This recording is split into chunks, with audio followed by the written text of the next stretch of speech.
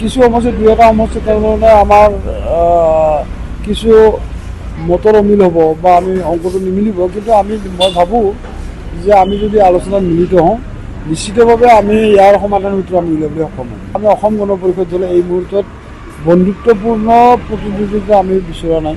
যে বৰপেটা সমষ্টিটো আৰু অভয়াপুৰী সমষ্টিটো ইয়াৰ আগে যেতিয়া আমি নিৰ্বাচন খেলিছিলোঁ তাৰ যিটো ডেম'গ্ৰাফি, তাৰ যিটো জনবিন্যাস, সেই জনবিন্যাসটো অলপ বেলেগ ধৰণৰ আছে। এই দুটা সমষ্টিৰ জনবিন্যাসে তাৰমানে আমি অসম গণ পৰিষদ আৰু ভাৰতীয় জনতা পাৰ্টীৰ সপক্ষে হৈছে। গতিকে আমি এইবিলাক সমষ্টিত আমি জিকিবৰ কাৰণে সুবিধা হ'ব। বিধানসভা নিৰ্বাচন আহি আছে, অহা এপ্ৰিলৰ বিহুৰ আগে পিছে নিৰ্বাচন অনুষ্ঠিত হ'ব। এই কথাটো আমি সকলোৱে গম পাওঁ। আৰু আমি অসম গণ পৰিষদ দল এটা আঞ্চলিক ৰাজনৈতিক দল। অসম গণ পৰিষদ দলটোৱে একমাত্ৰ দল যিটো তাৰমানে অসমত আঞ্চলিকতাবাদ শক্তি হিচাপে পৰিগণিত হৈ আছে। আৰু আমি এই দলটোৱে প্ৰতিবাৰে জন্মলগ্নৰ পৰাই এতিয়ালৈকে 8টা নিৰ্বাচন খেলিছোঁ আমি, বিধানসভা নিৰ্বাচন। এইবাৰো অহা এপ্ৰিলত যি নিৰ্বাচন হৈছে সেই নিৰ্বাচন আমি অংশগ্ৰহণ কৰিম। আমি যোৱা দুটা নিৰ্বাচনত 21 আৰু 26 নিৰ্বাচনত আমি অসম গণ পৰিষদ দলে ভাৰতীয় জনতা পাৰ্টীৰ লগত মিত্ৰতাৰ আবদ্ধ হৈ আমি নিৰ্বাচন অৱতীৰ্ণ হৈছোঁ। এইবাৰো আমি অসম গণ পৰিষদ দল আৰু ভাৰতীয় জনতা পাৰ্টীৰ মিত্ৰতাৰ আবদ্ধ হৈ আমি নিৰ্বাচনত অৱতীৰ্ণ হ'ম। এইটো ইতিমধ্যেই আমাৰ সিদ্ধান্ত হৈ গৈছে। কিন্তু বিষয়টো হৈছে যে আমি কোনকেইটা সমষ্টিত অসম গণ পৰিষদ দলে আৰু কোনকেইটা সমষ্টিত ভাৰতীয় জনতা পাৰ্টীয়ে নিৰ্বাচন কৰিব, এই ক্ষেত্ৰত তাৰমানে চূড়ান্ত সিদ্ধান্ত হোৱা নাই বা এই ক্ষেত্ৰত যথেষ্ট আনুষ্ঠানিকভাৱে আলোচনা অনুষ্ঠিত হোৱা নাই। অনানুষ্ঠানিকভাৱে দুই এটা এনেধৰণৰ চেকা চৰকাৰকৈ এই বিষয়ে আলোচনা নোহোৱা নহয়। চেকা চৰকাৰকৈ হয়তো আলোচনা হৈছে দুই একৰ লগত, কিন্তু আনুষ্ঠানিকভাৱে আজিৰ দিনটোলৈকে তাৰমানে ভাৰতীয় জনতা পাৰ্টী আৰু অসম গণ পৰিষদ দল আমি আলোচনাত মিলিত হোৱা নাই। অহা নিৰ্বাচনত আমি কেনেধৰণে আমাৰ চিট শ্বেয়াৰিং হ'ব এই বিষয়টো আলোচনা হোৱা নাই। কিন্তু তথাপিতো আমি যিহেতু অসম গণ পৰিষদৰ নিৰ্বাচন খেলিম, গতিকে আমি অসম গণ পৰিষদ দল আমি নিৰ্বাচনৰ কাৰণে সাজু হৈছোঁ। আৰু ইতিমধ্যেই আমি আমাৰ বিভিন্ন সমষ্টিত, অসমৰ বিভিন্ন সমষ্টিত অসম গণ পৰিষদ দলে নিৰ্বাচনত তাৰমানে অৱতীৰ্ণ হ'বৰ কাৰণে প্ৰয়োজনীয় শক্তি আহৰণ কৰি আছে আৰু এনেধৰণে দলটোক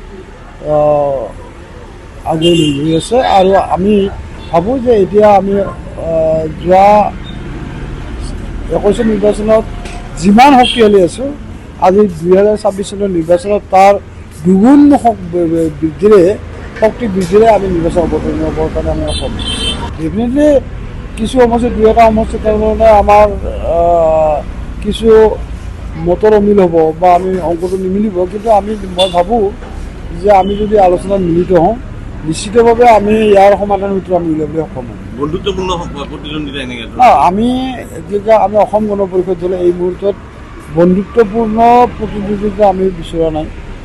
কাৰণ আমি যিহেতু বন্ধুত্বভাৱে নিৰ্বাচন আমি একেলগে নিৰ্বাচন খেলিম, গতিকে যেতিয়া আমাৰ দলৰ মাজতে যেতিয়া আমাৰ নিৰ্বাচনত অৱতীৰ্ণ হ'ম, এইটো দলৰ বিৰুদ্ধে এইটো দলে নিৰ্বাচন অৱতীৰ্ণ হ'ব, ডেফিনেটলি কিছু তাৰমানে আমি ইয়াৰ আগেও আমি পাইছোঁ তেনেধৰণৰ এইটো তাৰমানে হেল্ডি নহয়। গতিকে আমি পৰাপক্ষত আমি তাৰমানে বন্ধুত্বপূৰ্ণ নিৰ্বাচন খেলাটোত আমি তাৰমানে সন্মতি প্ৰকাশ নকৰোঁ। যোৱাবাৰ আপোনালোকে 25খন খেলিছিল, যোৱাবাৰ আমি 29খন খেলিছিলোঁ। এইবাৰ আমি চাওক, যোৱাবাৰৰ নিৰ্বাচন আৰু এইবাৰ নিৰ্বাচনৰ মাজত পাৰ্থক্য আছে।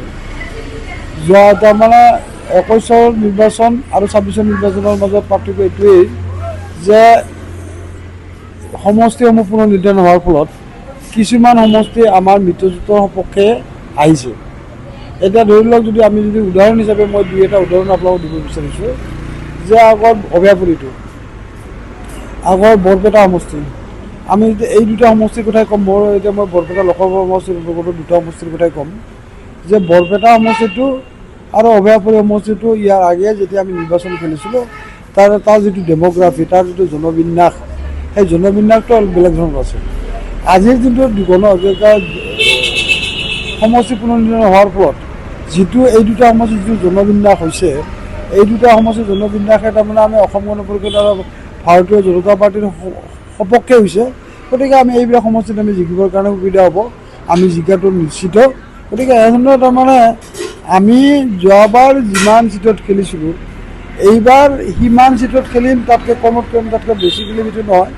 কিন্তু যিহেতু আমি খেলা সমষ্টিসমূহত যোৱাবাৰ আমি খেলা সমষ্টিসমূহৰ বিভিন্ন সমষ্টিৰ জনবিন্যাস সলনি হৈছে, গতিকে আমাৰ এইবাৰ চিটৰ সংখ্যাটো বৃদ্ধি পোৱাটো খাটাং। আপোনাৰ বৰপেটা লোকসভা সমষ্টিত যদি চাই আপোনালোকে 4টা দাবী কৰি আছে।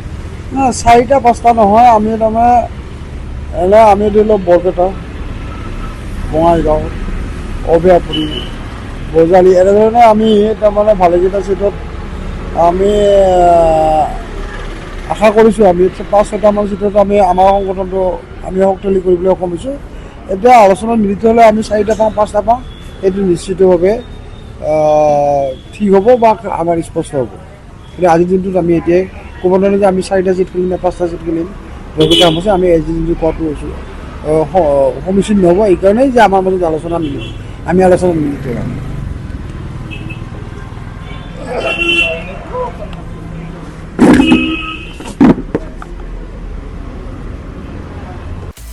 আপুনি বিচৰা বাতৰি পাব কেৱল নিউজ 18 এপত। নিউজ 18 এপ ডাউনলোড কৰিবলৈ স্কেন কৰক এই QR কোড। গুগল প্লে ষ্টৰতো পাব এই নিউজ 18 এপ।